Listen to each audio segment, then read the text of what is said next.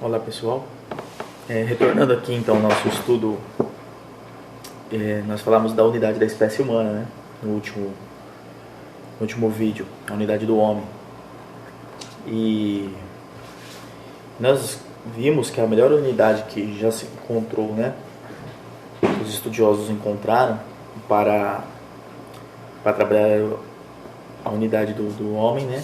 Estaria na religião, então a religião cristã principalmente, porque só a religião cristã conseguiria criar a ideia da história universal e poder assim levar em consideração a individualidade de cada homem, né?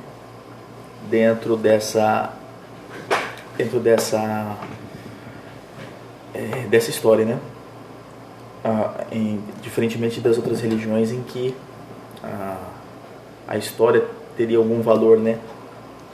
Por exemplo, como no Islã a própria história vai revelar o seu segredo, né? O segredo fundamental da sua religião. Mas no cristianismo já não. No cristianismo a história será encerrada em algum momento pelo retorno, né, de Jesus Cristo. Então nós vemos que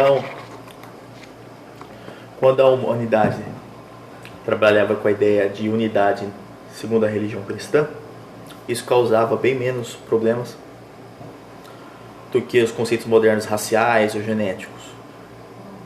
Pois bem, e aí se começa a investigar. Então nesse vídeo aqui ele vem falar mais das primeiras sociedades, né, e desses primeiros homens, como eles se relacionaram, e começa a se investigar se o homem veio da Ásia ou da África, né? É quase consenso na ciência dizer que veio da África, mas nós não estamos interessados em trabalhar com os hominídeos e australopitecos, as chamadas evolução do homem, né? Não que ela não tenha existido, mas nós não temos garantia nenhuma das fraudes que ali aconteceram, né? Há muitos livros a respeito disso. E o nosso interesse ele recai sobre o homem na sociedade, né? E que parece que a sua origem está muito mais ligada à Ásia do que à África.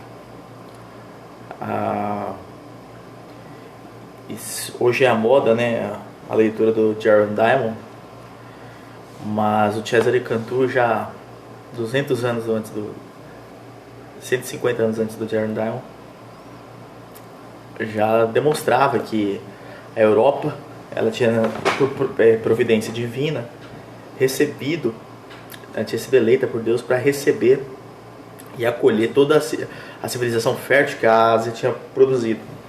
Então era como se a natureza estivesse em luta ainda na Ásia, e de algum modo a providência divina teria preparado o caminho para que a Europa pudesse recolher esses frutos, né? A domesticação de animais, né? A domesticação das plantas, de modo que o resultado pudesse ser mais benéfico ainda, né, ao gênero humano. E essa luta então cessasse mais, né? A Europa vai nascer da providência divina. Por isso que a Europa, para o cristianismo, ela tem um valor especial. A Ásia está sempre ligada ao luxo, né, ao seu despotismo. Até hoje, né, o despotismo muito forte, como nós vemos na China.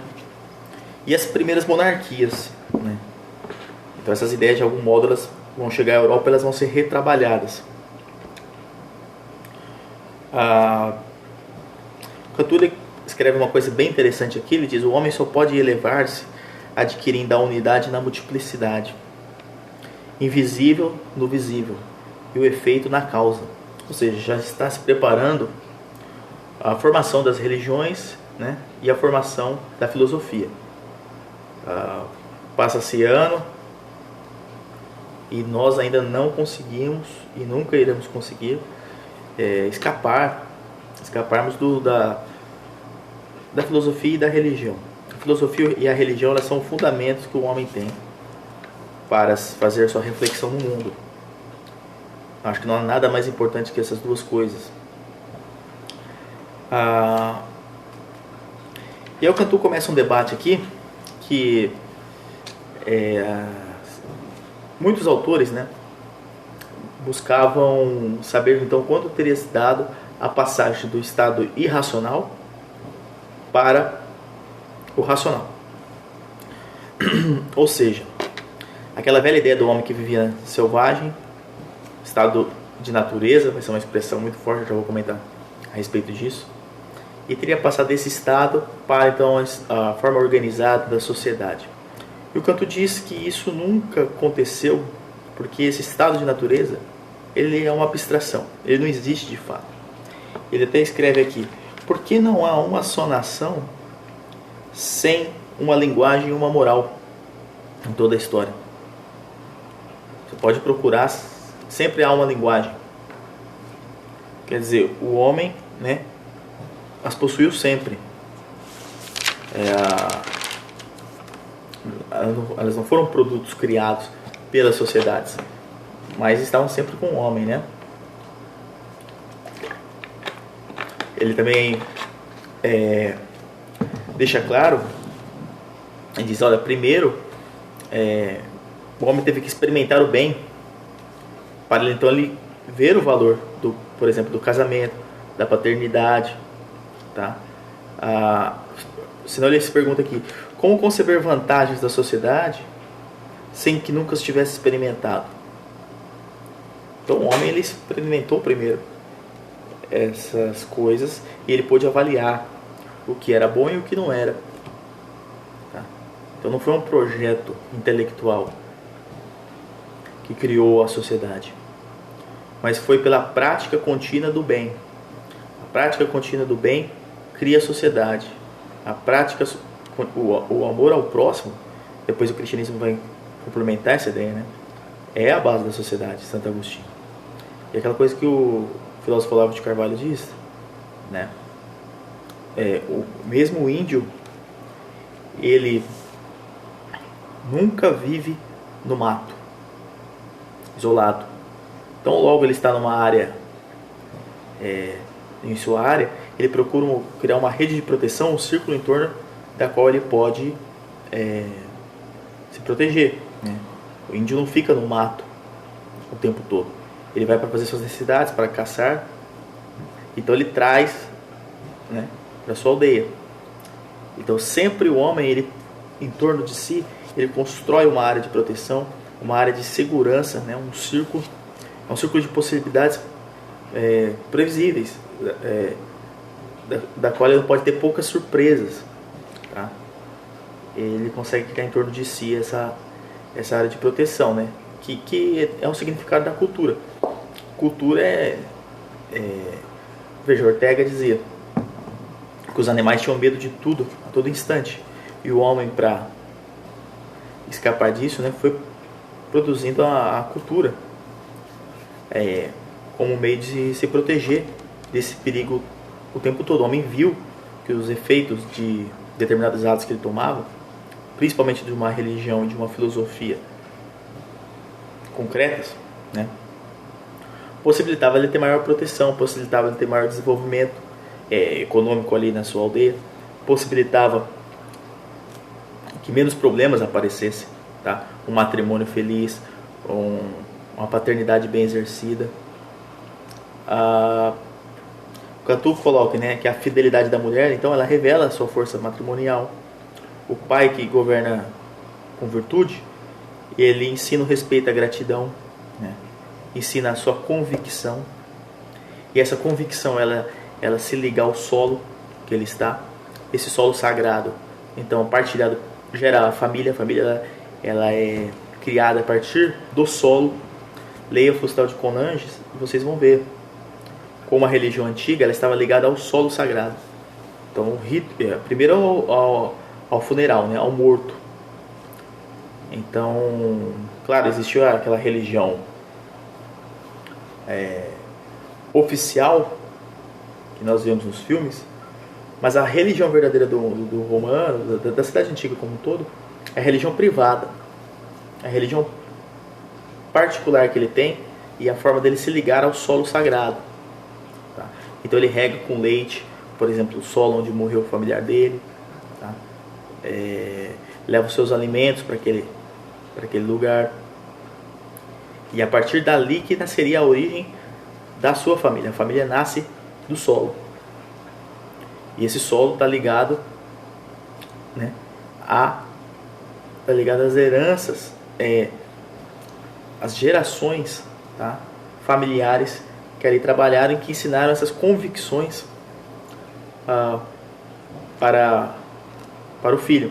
E quando a mulher, ela, por exemplo, ia se casar com seu homem, né?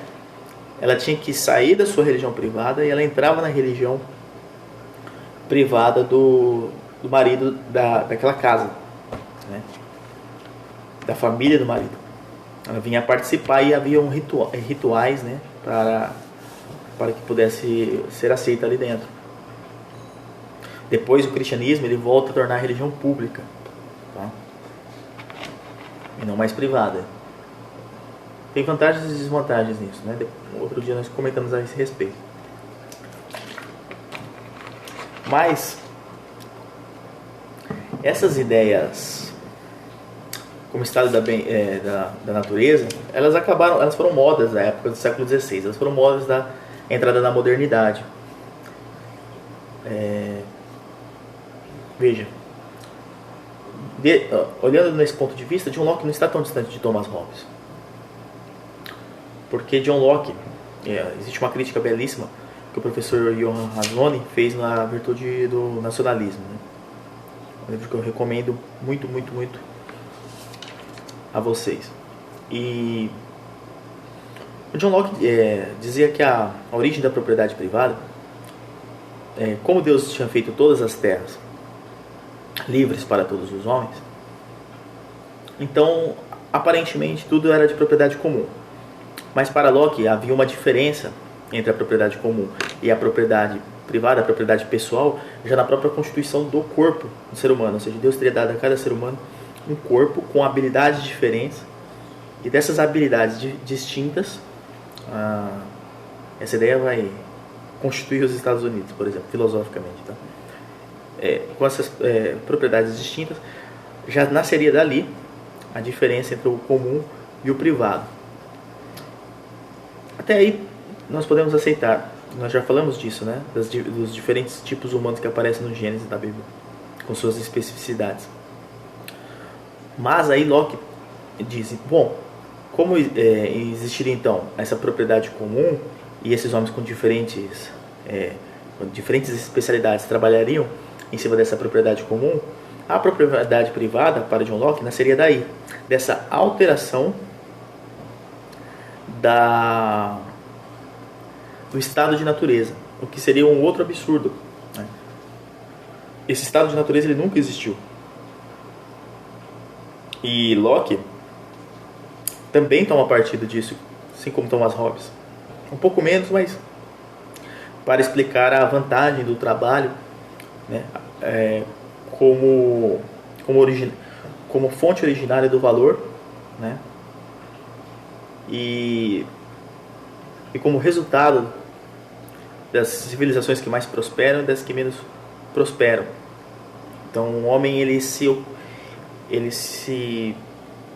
tomaria frente dessa propriedade que ainda não é comum,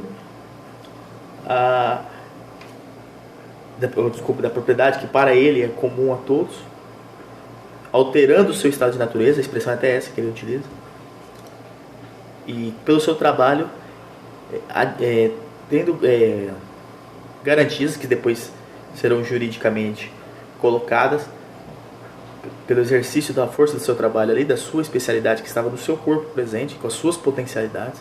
Então, ele alterando aquele entorno, ele adquiriria o direito da sua propriedade privada.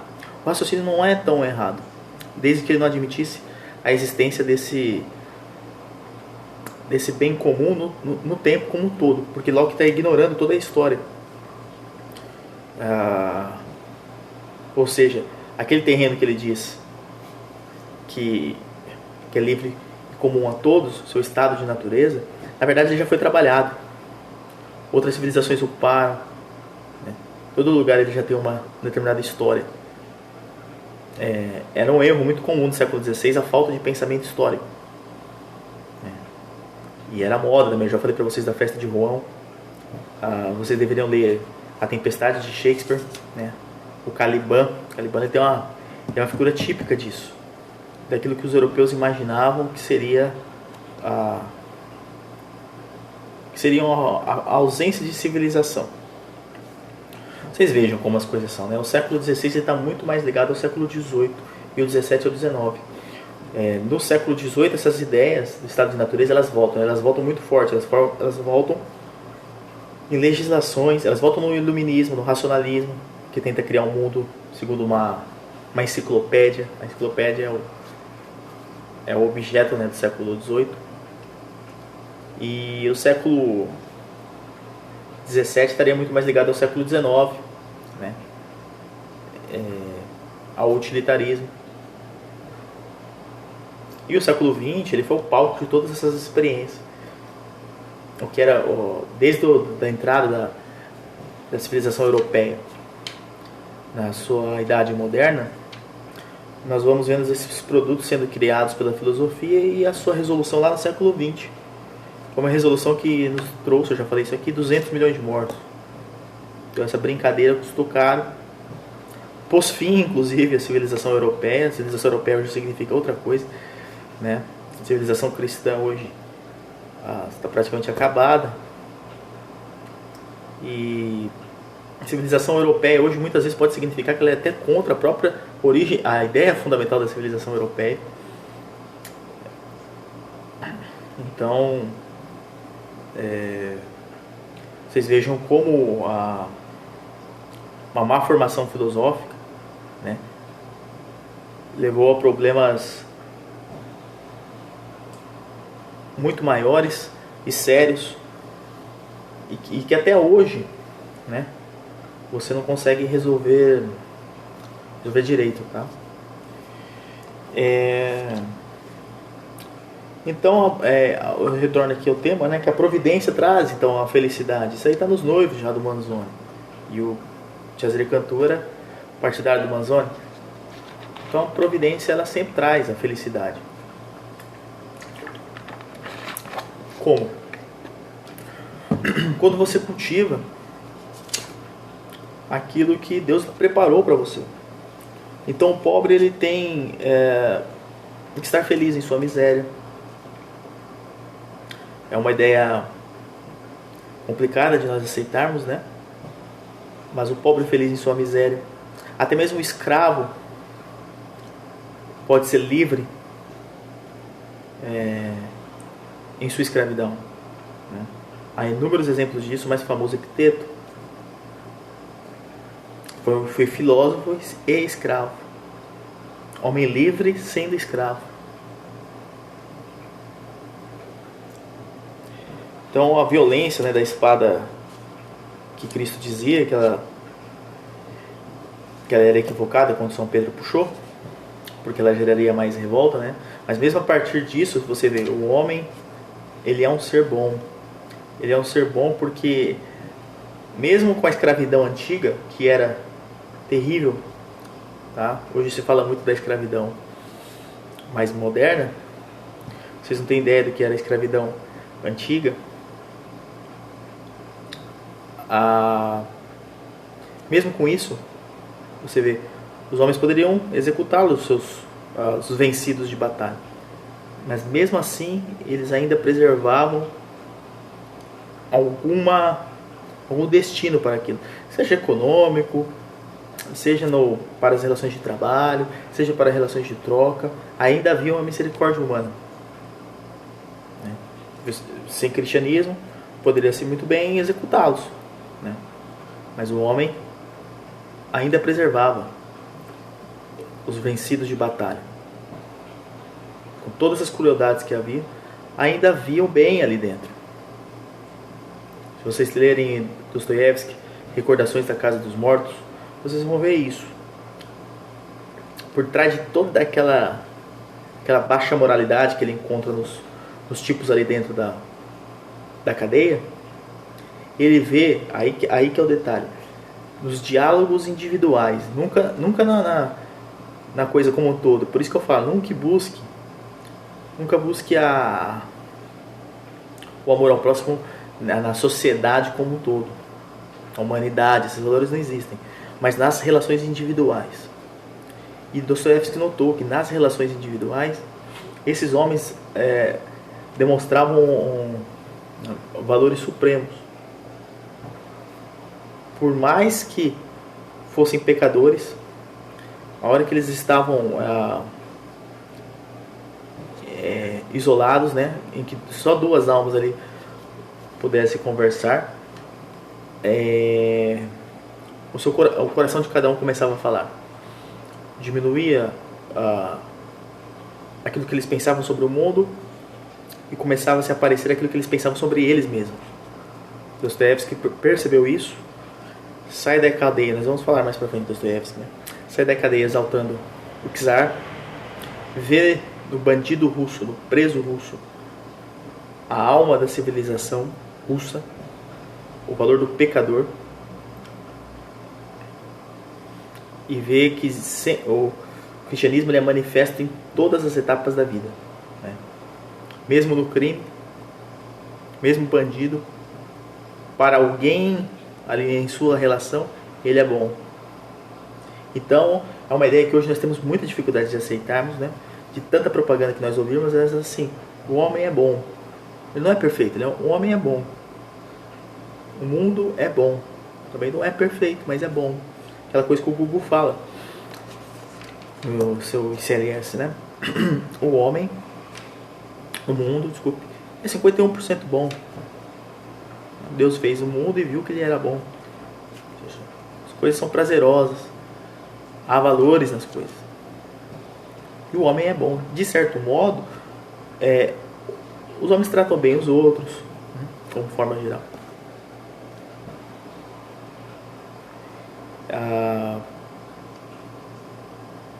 Então nós sabemos que a Europa está destinada a essa providência divina. Depois, em aulas futuras, nós vamos falar da Ásia e vamos falar dessas lutas, como eu estava dizendo, né?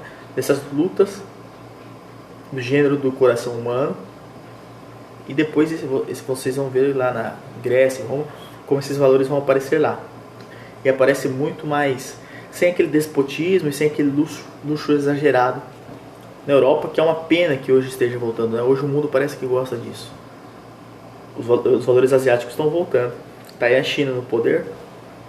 Está voltando o luxo exagerado. Qualquer pessoa que tem um Instagram pode perceber isso. As pessoas se oferecendo o tempo todo, né? E é uma cadeia que gera desde as modelos até a dona de casa comum também, porque ela quer começar a participar desse luxo. Os homens também, né? Desde os competidores aí de halterofilismo até o Zé Mané da esquina. Todo mundo quer mostrar que é forte.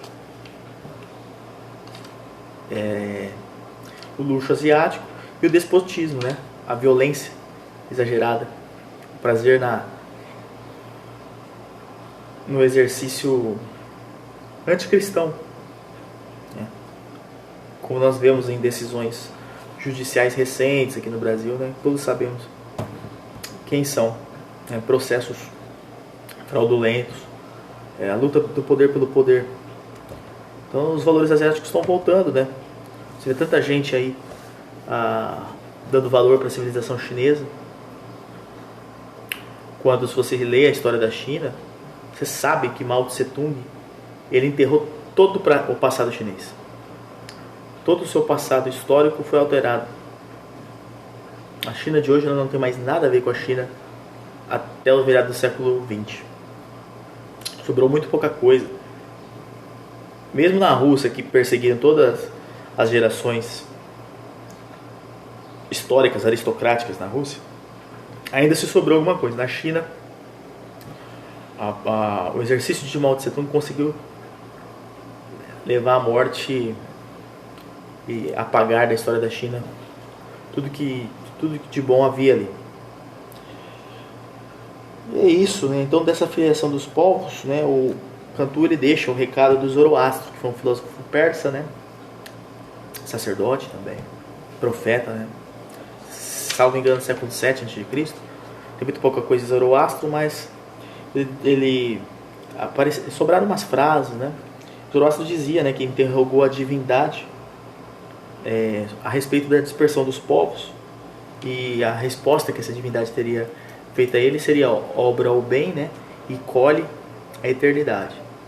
Então, de algum modo, um homem está se aproximando desses valores supremos, está conseguindo intuir o que significa a eternidade, o bem, o bom, o belo, o verdadeiro. E isso irá depois ser transplantado para a Europa, e lá vai se colher todos os frutos possíveis. E aí vai se criar a chamada civilização ocidental, que é de fundamental importância que retorne para o bem do mundo. Tá bom? Até o próximo vídeo. Fiquem todos com Deus.